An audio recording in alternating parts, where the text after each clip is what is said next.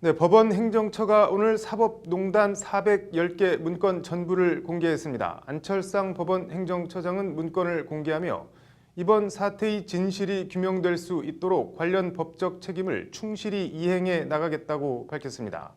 그런데 안철상 처장이나 우리 법원의 이런 각오나 결기를 액면 그대로 받아들이기 어렵게 만드는 일이 자꾸 되풀이되고 있습니다.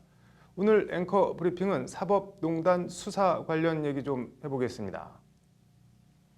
검찰이 부산 스폰서 판사 법조비리 관련 재판 기록 복사를 법원에 요청했지만 법원 행정처가 기록 복사를 오늘 최종 거부한 것으로 전해졌습니다.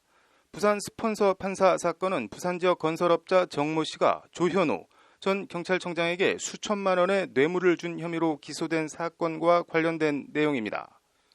검찰이 관련 사건을 수사하다 보니 법원 행정처가 해당 재판에 개입한 정황이 담긴 문건이 나온 겁니다. 해당 문건은 2016년 법원 행정처 윤리감사관실 작성 문건으로 해당 문건엔 건설업자 정 씨에게 금품과 향응을 받았다는 의혹이 제기된 문모 전 부산고법 판사의 이름이 등장합니다.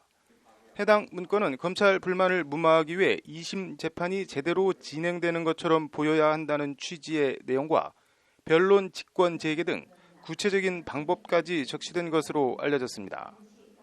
일개 건설업자 뇌물 재판에 법원행정처가 관심을 가진 건 건설업자 정 씨와 정 씨에게 이른바 스폰을 받은 문 판사가 현기환, 당시 청와대 정무수석과 친분이 있는 것으로 알려졌기 때문입니다. 법원이 정 씨 재판을 활용해 현기환 전 정무수석으로부터 상고법원의 우호적인 분위기를 조성하려 한 거 아니냐는 것이 검찰의 의심입니다. 실제 법원 행정처 문건에 나온 대로 정 씨에 대한 항소심이 진행됐다는 것이 검찰 판단입니다.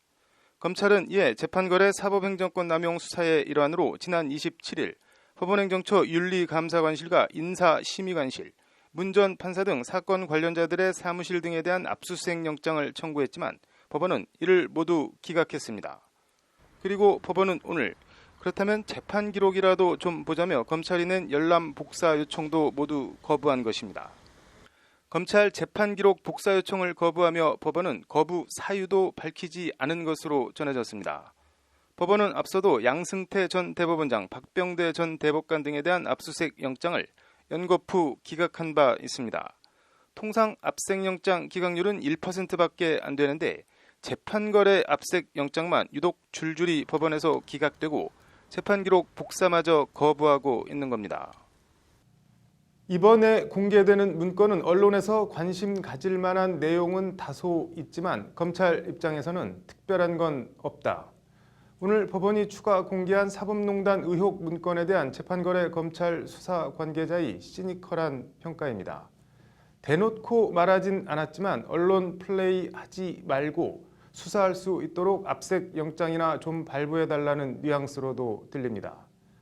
지금까지 경과만 보면 그런 말을 들어도 법원이 딱히 똑 부러지게 항변하긴 힘들어 보입니다. 앞으로 어떻게 되는지 지켜보겠습니다. 오늘 앵커 브리핑은 여기까지 하겠습니다.